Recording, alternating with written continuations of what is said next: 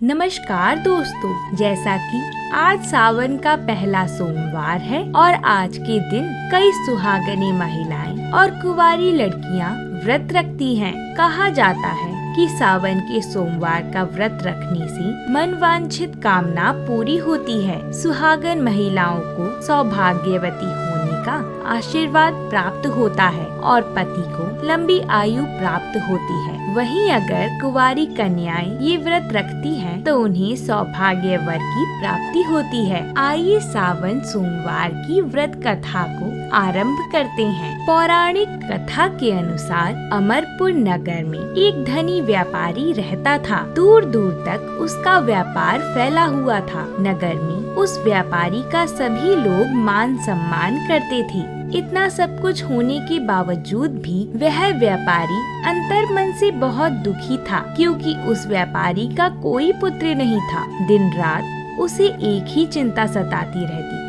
उसकी मृत्यु के बाद उसके इतने बड़े व्यापार और धन संपत्ति को कौन संभालेगा। पुत्र पाने की इच्छा से वह व्यापारी प्रति सोमवार भगवान शिव की व्रत पूजा करता था। संध्या काल में व्यापारी शिव मंदिर में जाकर घी का दीपक जलाया करता था। उस व्यापारी की भक्ति देखकर एक दिन माता पार्वती भगवान शिव से कहने लगी, हे स्वामी, यह व्यापारी आपका सच्चा भक्त है। कितने दिनों से यह सोमवार का व्रत रख रहा है और पूजा भी नियमित रूप से कर रहा है। भगवान, आप इस व्यापारी की मनोकामना अवश्य पूर्ण करिए।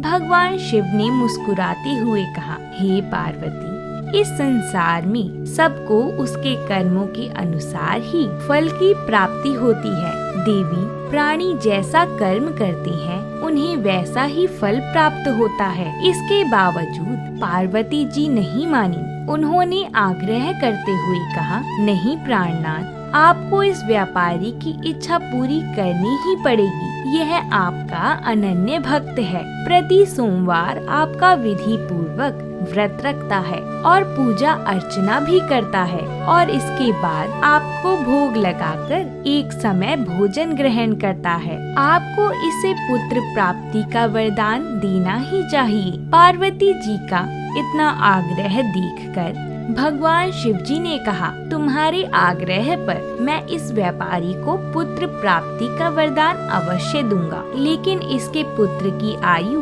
16 वर्ष से अधिक नहीं होगी। उसी रात भगवान शिव ने स्वप्न में आकर दर्शन देकर उसे पुत्र प्राप्ति का वरदान दिया और उसे पुत्र के 16 वर्ष तक जीवित रहने की बात भी बताई। भगवान शिव के वरदान से व्यापारी को खुशी तो हुई, लेकिन पुत्र की अल्प आयु की चिंता ने उस खुशी को नष्ट कर दिया। व्यापारी पहले की तरह ही सोमवार का विधि पूर्वक व्रत रखता था। कुछ महीने पश्चात उसके घर में अति सुंदर पुत्र का जन्म हुआ। पुत्र जन्म से व्यापारी के घर में खुशियाँ आ गई थीं। खूब धूमधाम से पुत्र जन्म का समारोह मनाया गया। व्यापारी को पुत्र जन्म की अधिक खुशी नहीं हुई, क्योंकि उसे पुत्र की अल्प आयु का रहस्य मालूम था। यह रहस्य घर में किसी और को नहीं मालूम था। विद्वान ब्राह्मणों ने उसके पुत्र का नाम अमर रखा। जब अमर 12 वर्ष का हुआ तो शिक्षा ग्रहण करने के लिए व्यापारी ने उसे वाराणसी भेजने का निश्चय किया। व्यापारी ने अमर के मामा दीपचंद को बुलाया और कहा कि अमर को शिक्षा प्राप्त करने के लिए वाराणसी छोड़ आओ। व्यापारी ने अमर और अमर के मामा को धन देकर कहा, तुम जहाँ भी रात्रि में विश्राम करो, वहाँ पर यज्ञ और ब्राह्मणों को भोजन कराते हुए जाना। अमर अपने मामा के साथ शिक्षा प्राप्त करने के लिए चल दिया। रास्ते में जहाँ भी अमर और दीपचंद रात्रि विश्राम के लिए ठहरते, वहीं यज्ञ करते और ब्राह्मणों को भोजन कराते। लंबी यात्रा के बाद अमर और दीपचंद एक नगर में पहुँचे। उस नगर में राजा की कन्या के विवाह की खुशी में पूरे नगर को सजाया गया था। निश्चित समय पर बारात आ गई, लेकिन वर के पिता को अपने बेटे के एक आंख से काने होने के कारण उसे इस बात का भय सता रहा था कि राजा को इस बात का पता चलने पर कहीं वह विवाह से इनकार ना कर दे, इससे उसकी बदनामी होगी। वर के पिता ने अमर को देखा तो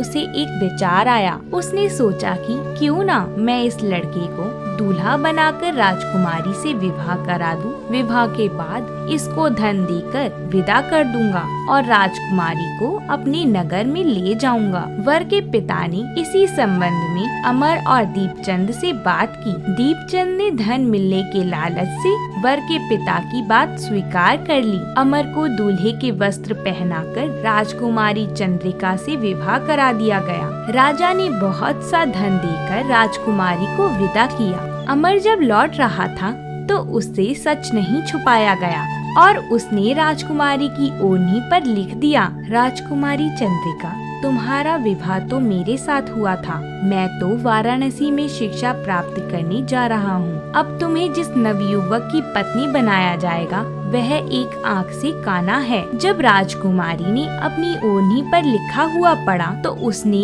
काने लड़के के साथ जाने से इनकार कर दिया।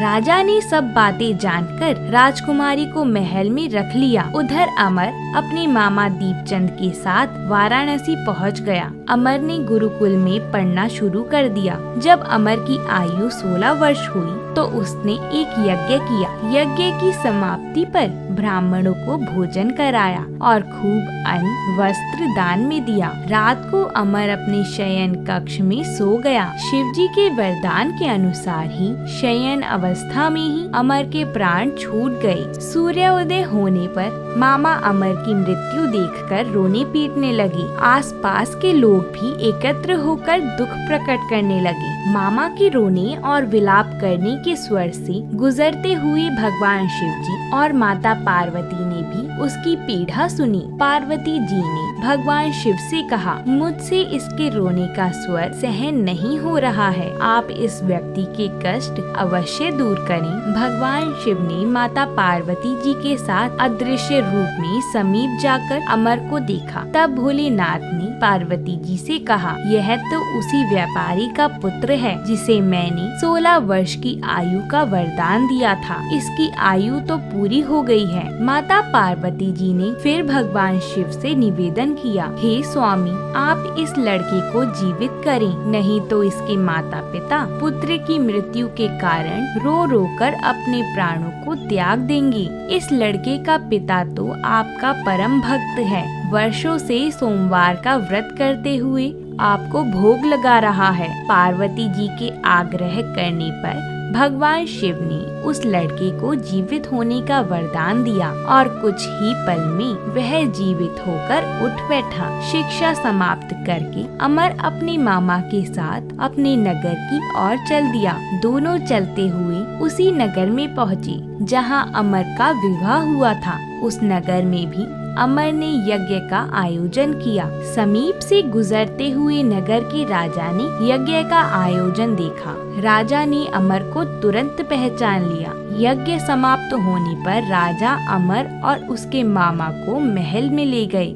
यज्ञ समाप्त होने पर राजा अपने महल में अमर और उसके मामा को ले गया और कुछ दिन उन्हें महल में रखकर बहुत सा धन और वस्त्र देकर राजकुमारी के साथ विदा किया। रास्ते में सुरक्षा के लिए राजा ने बहुत से सैनिकों को साथ भेजा। दीपचंद ने नगर में पहुंचते ही एक दूत को घर भेजकर अपने आगमन की सूचना भेजी। अपने बेटे अमर के जीवित वापस लौटने की सूचना से व्यापारी बहुत प्रसन्न हुआ। व्यापारी ने अपनी पत्नी के साथ स्वयं को एक कमरे में बंद रखा हुआ था। भूखे प्यासे रहकर व्यापारी और उसकी पत्नी बेटे की प्रतीक्षा कर रहे थे। उन्होंने प्रतिज्ञा कर रखी थी कि यदि उन्हें अपने बेटे की मृत्यु का समाचार मिला तो दोनों अपने प्राण त्याग देंगे। व्यापारी अपनी पत्नी और मित्रों के साथ नगर के द्वार पर पहुँचे। अपने बेटे के विवाह का समाचार सुनकर पुत्र वधू राजकुमारी चंद्रिका को देखकर उसकी खुशी का ठिकाना न रहा। उसी रात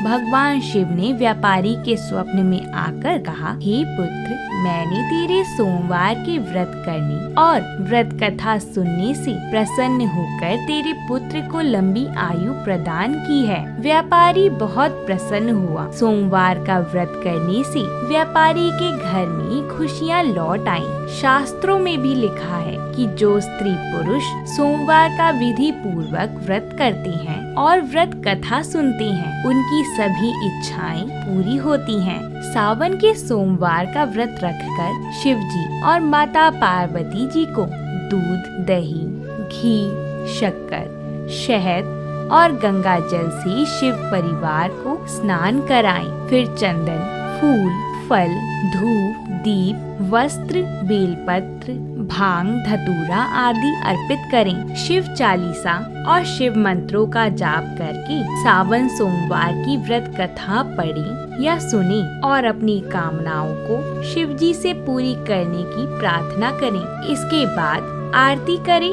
और पूजा के बाद प्रसाद वितरण करें। हे भोलेनाथ, जैसे आपने साहूकार के परिवार को बनाए रखा, इसी प्रकार हमारे घर को भी बनाए रखना और अगर कोई भूल चूक से गलती हो गई हो उसे क्षमा करना। जय शिव शंभू।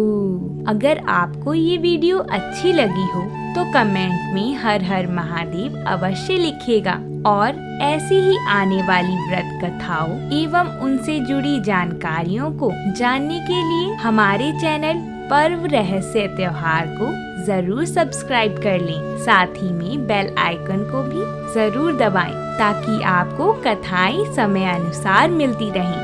हर हर महादेव।